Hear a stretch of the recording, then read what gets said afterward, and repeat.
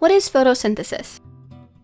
You've learned about the basics in elementary school, how it needs carbon dioxide, sunlight, and water to make food for the plant and oxygen for us to breathe.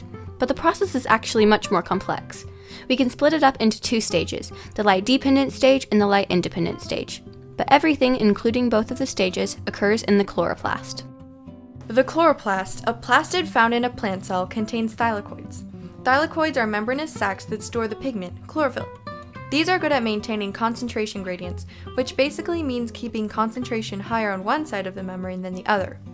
Concentration gradients are created by pumping protons into the thylakoid, but more on that later. The thylakoids are organized in stacks of grana, and in the empty space between the grana is the stroma. Inside of the thylakoid, you can find the lumen. Now fasten your cellular seatbelts. It's time to kick off stage 1 with the sun. The sun is giving off its light energy in the form of photons, which are absorbed by chlorophyll. Inside the chlorophyll molecule, electrons are gaining energy from the absorbed photons. This makes the electrons excited, and when an electron carrier comes in contact with the photosystem 2, the electron jumps off and onto the carrier to be transported elsewhere. Photosystem 2 is now breaking apart an H2O molecule to steal its electron to replace the one that was just lost. While H2O is splitting, the oxygen is released through pores on the thylakoid. This is how we get air to breathe. Moving on, the electron is on its way to the Cytochrome Complex. The Cytochrome Complex is an intermediary between photosystem 2 and photosystem 1. It uses a small amount of energy from the electron to pump a proton into the thylakoid. But why are we pumping protons into the thylakoid? Well, let's get to that next. Protons are collecting, and since it's getting pretty crowded, they want to leave the lumen. On the edge of the thylakoid is something called Atp Synthase, which when the protons escape through it, creates ATP, another source of energy for stage 2. Now time to make another energy source. Remember that electron from earlier?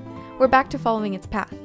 The electron has made its way to photosystem 1. Now, we know it's kind of confusing that PS2 happens before PS1, and we're sorry, but that's just the way it is.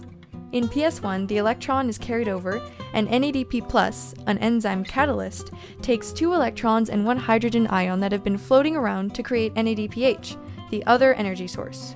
Finally, now that we've made ATP and NADPH, we can move to stage 2 of photosynthesis, also known as the light-independent reactions.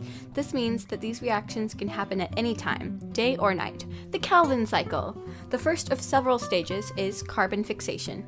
In the stroma, floating around are some RUBP molecules.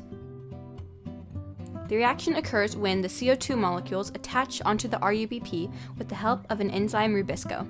This causes the RUBP to become unstable, so it breaks into 2 more stable products called 3-phosphoglycerates. The next stage is reduction. Now we get to use the energy accumulated from the light-dependent reactions. ATP gives it a phosphate group, and NADPH gives it some electrons, which generate G3P. In one run-through of the Calvin cycle, 6 G3Ps are made, 5 of which are used to regenerate RUBPs, and only 1 to make into glucose. This last step, which we just explained, is called regeneration. And there you have it. That's the entire process of photosynthesis. We hope you enjoyed our video and maybe learned something from it. Thank you for watching.